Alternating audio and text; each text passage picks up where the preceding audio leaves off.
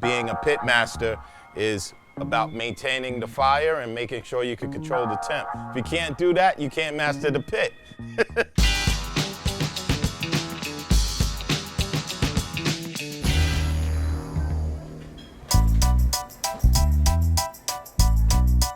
A lot of people think that more smoke, the flavorful in it. That's not the case in smoking. You gotta have a nice controlled fire over a nice controlled smoke.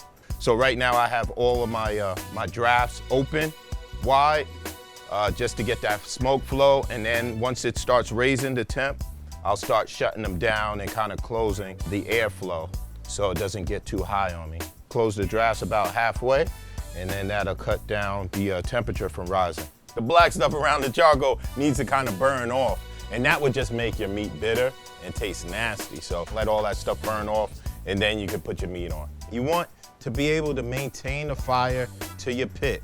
It's just like an oven. The only difference is no knob, so you need to know how to operate your pit. I got that nice blue smoke that I was looking for. It's nice and controlled.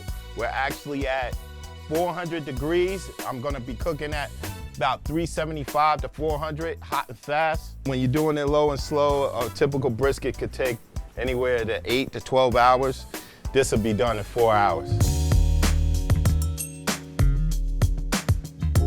This smoker right here is one of my favorites. It's a can, so it's built for hot and fast. So when you want to get something done real quick, you got family and friends coming over in like 4 hours, this is the way to go.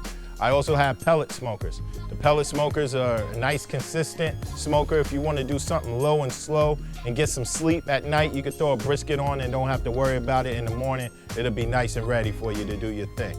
Then you also have stick burners. I usually say that that's my show and tell, horse and pony show type deal. So I'm bringing that out to an event and I'm throwing logs of wood in there every 45 minutes. But imagine if you was cooking overnight with that. Every 45 minutes you had to wake up and throw another log in. Yeah, those are the people that are waking up angry in the morning with a tired, dried brisket because they didn't put the love that they needed to because they were so busy watching their smoker all night. And there's a lot of guys out there that say, oh, you can't get the same amount of smoke and taste that you can in a pellet smoker or a can. And I beg to differ because I have beaten so many people with stick burners with my pellet smoker. So I'm here to toss that as just a myth and a legend.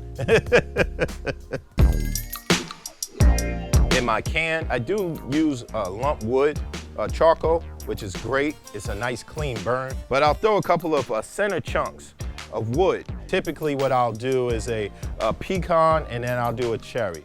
Or I'll do an apple and I'll do a hickory. Something to that. So I'll mix it up a little bit. I'll usually do one fruit and then one like nut type deal. That will give you some nice color and some flavor to your meats. And don't listen to the fools that say that you need a whole lot of smoke to flavor. The more smoke, the more flavor. Those guys don't know how to cook. Trust and believe me, they are tearing up some meat and people are not enjoying it.